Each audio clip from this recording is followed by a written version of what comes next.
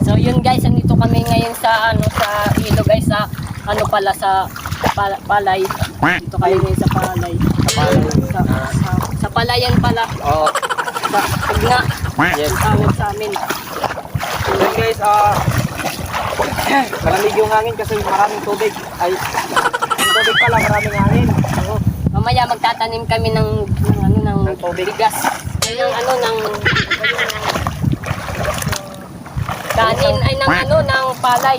Bigas ng palay kasi. Oo pala. Yan guys, maputik nga pala ngayon kasi maraming tubig. Ay, tubigon yung putik. Yung damo may tubig. Ay, Matubig ang ilog ay ang palay ang hagna pala. ba't pinagsasabi din natin?